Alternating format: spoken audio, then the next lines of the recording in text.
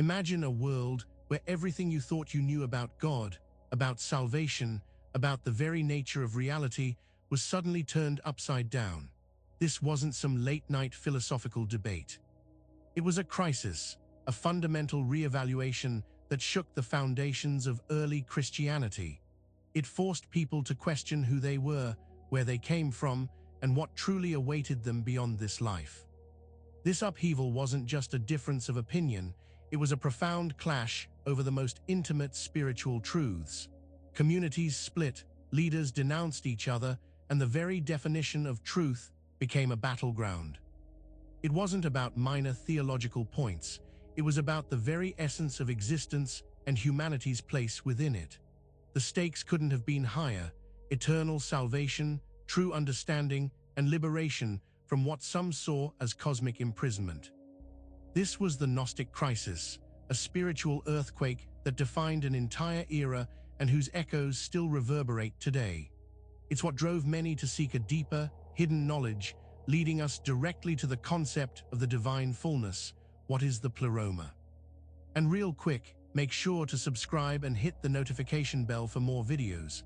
Now let's get started. The Pleroma, a Greek word meaning fullness or completion, isn't just a place. It's a concept of ultimate divine being, a realm of pure spiritual light and perfection. Think of it as the original, unblemished source from which all true divinity emanates. It's where the true God, unknowable and transcendent, resides in absolute unity. This wasn't simply heaven in the traditional sense. It was a sphere of pure consciousness, populated by divine emanations or eons. These weren't angels or minor deities, but aspects of the singular divine essence, existing in perfect harmony within this boundless expanse. The Pleroma represented absolute spiritual health and completeness, a state of being utterly free from lack or imperfection. It was the origin point, the true home for all spiritual life, far beyond the material world we inhabit.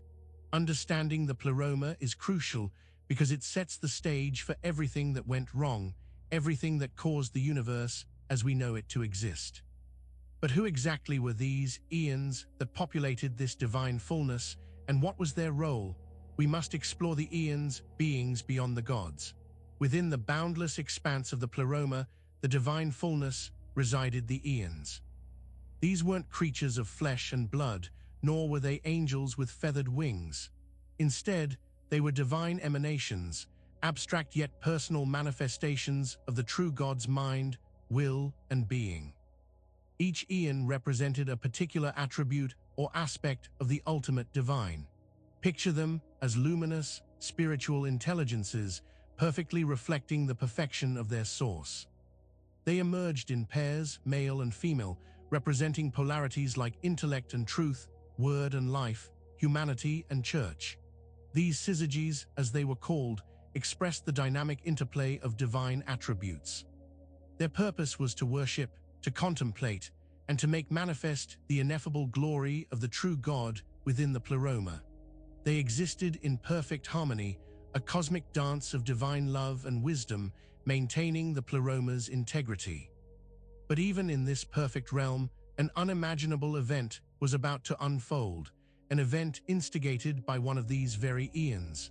It leads us directly to Sophia's fall, the cosmic mistake. Among the brilliant host of eons, there was one named Sophia, whose name means wisdom. Driven by an intense, yet ultimately misguided, desire to comprehend the incomprehensible depths of the true God, she broke from the established order. Unlike the other eons, who sought knowledge through their paired counterparts and the great eon, Sophia attempted to conceive an emanation without her male counterpart, without the knowledge or approval of the Father. This act of independent creation, born of an overflowing passion and a misguided quest for direct understanding, was the cosmic mistake. It was a transgression not of malice, but of hubris and unbridled longing, a reaching beyond her proper place in the divine hierarchy. The result was not a perfect emanation, but an imperfect, amorphous blob, an abortion of spirit, a shadowy, ignorant entity. This entity, an accidental creation outside the Pleroma's light, became the first step in the creation of our flawed material world. Sophia, in her anguish and shame, tried to cast it away to hide her blunder. Her profound error didn't just affect her, it had catastrophic repercussions for the universe. It birthed a being unlike any other, the very architect of our prison. This brings us to Yaldabaoth, the god who wasn't God. The imperfect emanation born from Sophia's misguided passion, cast out into the primordial void, solidified into a monstrous, lion-faced serpent. This creature, utterly ignorant of the Pleroma and the true God, conceived of himself as the sole deity. He declared, "I am a jealous god, and there is no other god beside me." This being was Yaldabaoth, also known as the Demiurge. Yaldabaoth, whose name means child come down, was not inherently evil in the human sense, but he was profoundly ignorant, arrogant, and limited. He believed himself to be the supreme creator and lord of all. From his own limited being, he then fashioned the material cosmos, including our world, and created humanity in his own image, unknowingly trapping within them a spark of the divine light from Sophia. He was the God of the Old Testament, according to the Gnostics, a jealous, wrathful, and ultimately lesser deity. He ruled this imperfect material realm, believing it to be the pinnacle of creation. Yet his reign was not solitary, for he needed enforcers. This leads us to the terrifying implications of the archons, jailers of the soul. Yaldabaoth, the ignorant creator, was not alone in his dominion over the material cosmos. From his own substance, or perhaps that of his mother Sophia's discarded embryonic thought, sprang a host of lesser beings, the archons. Their name literally means rulers or authorities, and they formed the bureaucratic, hierarchical power structure that controlled this lower, material universe. These archons were not benevolent guardians. Rather, they were the jailers of the human soul. They created the planetary spheres and positioned themselves as cosmic gatekeepers, trapping human souls in cycles of reincarnation, ensuring they forgot their true divine origin. They reveled in ignorance, working to keep humanity enslaved to material desires and false doctrines. Their primary goal was to prevent the divine spark within humanity from awakening, to keep us blind to our true home in the Pleroma. They instilled laws, religions, and societal structures designed to maintain control, obfuscating the genuine path to knowledge. But within every human, despite their efforts, there flickered a tiny fragment of something magnificent. This was the spark of the true light. Despite Yaldabaoth's ignorance and the archon's oppressive control, something profound and luminous endured within humanity. When Yaldabaoth created humanity in his own image, he unknowingly incorporated a divine element from his mother, Sophia, who had imparted fragments of her light into him during her desperate attempts to manage her creation. This radiant essence was the spark of the true light. This wasn't just a soul, it was a direct, albeit veiled, connection to the Pleroma, to the true God. It was the potential for gnosis, for true knowing hidden deep within the material shell.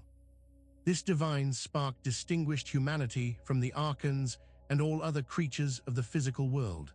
It was what made humanity special, yet also made us a target. The archons sought to extinguish or at least numb this spark through ignorance, suffering, and worldly distractions, but it lay dormant, waiting to be awakened. This hidden potential, this forgotten heritage, was the key to liberation, accessed only through a specific kind of understanding. This brings us directly to Gnosis, the forbidden knowledge. Gnosis is not simply knowledge in the academic sense. It is a direct, intuitive, and experiential apprehension of spiritual truth. It's a profound, inner knowing that reveals one's true origin, the nature of the cosmos, and the identity of the true God, liberating the individual from the illusions of the material world. It was the antidote to the ignorance fostered by Yaldabaoth and the archons. This wasn't about faith or dogma, but a radical personal revelation, a spiritual awakening. It was forbidden knowledge because it directly undermined the authority of the archons and the demiurge, exposing their limited, false claims to divinity. Attaining gnosis meant recognizing the divine spark within, remembering one's true home in the Pleroma, and transcending the material prison. For those who achieved it, Gnosis brought not just understanding, but salvation, a liberation from the karmic cycles and the archon's control. It was believed that this knowledge was transmitted through special teachings, often shrouded in mystery. Among these hidden texts, one stood out for its radical message. This leads us to the Gospel of Truth, a radical message. Among the many Gnostic texts unearthed, the Gospel of Truth stands out for its profound and poetic articulation of Gnosis. Unlike the canonical Gospels, it doesn't present a narrative of Jesus' life, miracles, or crucifixion in the traditional sense. Instead, it offers a deeply philosophical and allegorical exploration of spiritual awakening and liberation. Its radical message is this: humanity's suffering stems from ignorance, from a deep spiritual slumber induced by the demiurge and the archons. Jesus, in this text, is not primarily a miracle worker or a sacrificial lamb, but a revealer, an instructor sent from the Pleroma to awaken the divine spark within humanity. He came to dispel the cosmic nightmare of ignorance, not to atone for sin. The Gospel of Truth speaks of fear as a fog, a delusion from which Jesus helps us emerge into a state of rest. It emphasizes knowing oneself as the path to salvation, a journey of remembrance rather than adherence to external law. But if that was not enough, another profound text would emerge to further explain Jesus' role. This brings us to the Apocryphon of John, Jesus as Revealer. The Apocryphon of John, another cornerstone of Gnostic thought, directly confronts the conventional narrative of creation and places Jesus in a unique but pivotal role. This text presents Jesus not as a Messiah who died for sins, but as a divine messenger, a revealer who descends from the Pleroma to impart secret knowledge, or gnosis, to humanity. In this account, Jesus appears to John after his crucifixion, not as a resurrected body, but as a being of pure light, ready to unveil the true nature of God, the Pleroma, the fall of Sophia, and the creation of the ignorant demiurge Yaldabaoth. He systematically dismantles the false reality perpetuated by the archons, explaining how the material world is a prison and how souls can escape. His teaching is about cosmic history and metaphysical secrets, designed to activate the divine spark within the listener. The Apocryphon of John's portrayal of Jesus as a purely spiritual guide, a source of forbidden wisdom, starkly contrasts with the emerging Orthodox understanding. It begs the question: what was the role of Jesus, divine mirror or divine blood? The question of Jesus' role became a central point of contention between Gnosticism and what would become Orthodox Christianity. For Gnostics, Jesus was primarily a divine mirror, a perfect reflection of the true God's light, sent to humanity to reveal their forgotten origins and ignite the divine spark within. He was seen as a pure spiritual being, often appearing to have a physical body only as an illusion, Docetism, because the divine would never truly inhabit corrupt matter. His mission was to impart gnosis, the secret knowledge that liberates souls from the demiurge's prison. His crucifixion was not a literal sacrifice for sin, but an illustrative symbol of the spiritual struggle against material entrapment. Salvation came through knowledge, through understanding Jesus' teachings, not necessarily through his physical suffering or death. It was about remembering who you truly were. Orthodoxy, however, championed divine blood. They insisted on Jesus' full humanity and divinity, his physical birth, suffering, death, and resurrection as a historical, salvific event. His sacrifice on the cross was seen as the atonement for humanity's sins, offering redemption through faith and grace, not secret knowledge. This fundamental disagreement was irreconcilable. It was why the Church fought back. The Orthodox Church saw Gnosticism not merely as a differing opinion, but as a dangerous heresy that threatened the very foundations of their nascent faith. The Gnostic teachings directly challenged core tenets: Jesus' divinity and humanity, the goodness of creation, the authority of Scripture, and the hierarchical structure of the Church itself. If Jesus was only a spiritual phantom and salvation came through secret knowledge, then the sacraments, the clergy, and the entire institutional framework of the Church became largely irrelevant. If the Old Testament God was an ignorant demiurge, then a vast portion of sacred scripture was rendered suspect. This wasn't a theological nuance, it was an existential threat to the fledgling institution. The Orthodox leaders believed Gnosticism led to moral relativism, spiritual arrogance, and sectarian division. They saw it as distorting the true message of Christ and leading souls astray. Therefore, they launched a vigorous campaign to refute, condemn, and ultimately eradicate Gnostic influence. This led to suppression and survival, how Gnostic texts vanished. The battle between orthodoxy and Gnosticism was not just a war of ideas, it was a literal campaign of suppression.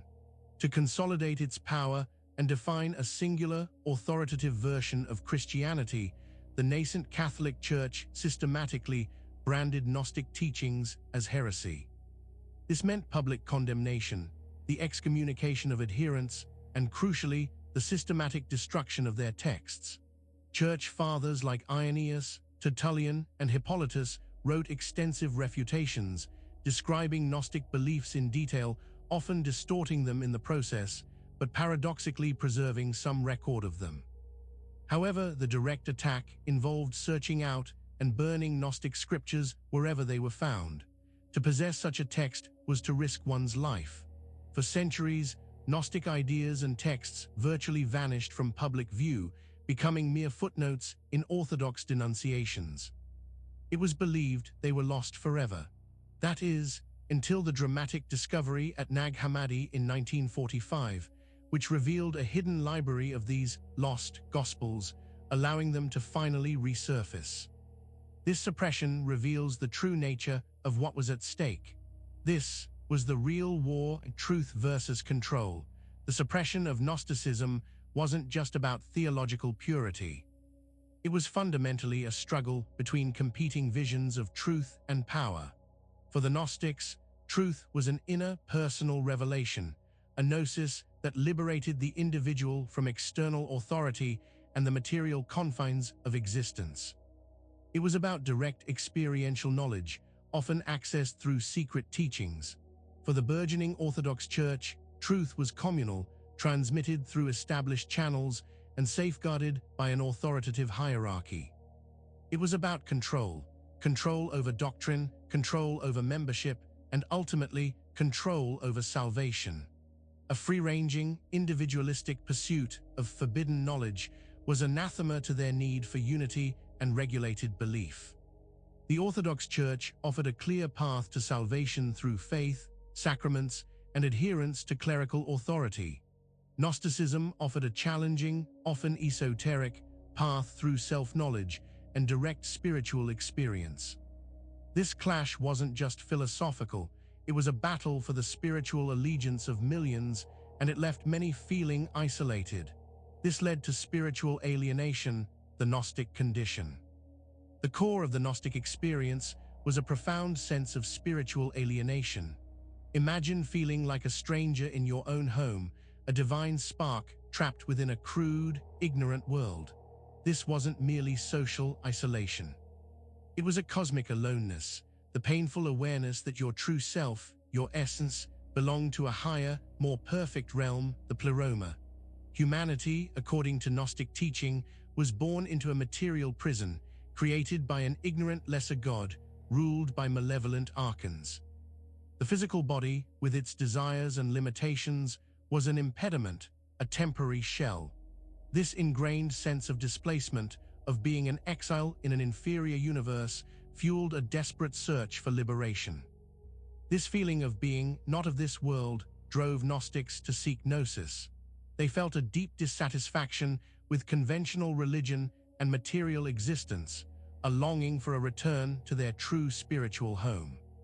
This alienation wasn't despair, but a powerful motivator. It spurred them to uncover the hidden truths that promised release. It leads us now to consider why the Pleroma still matters. The ancient concept of the Pleroma, the divine fullness, continues to resonate with a surprising power even millennia after its origins.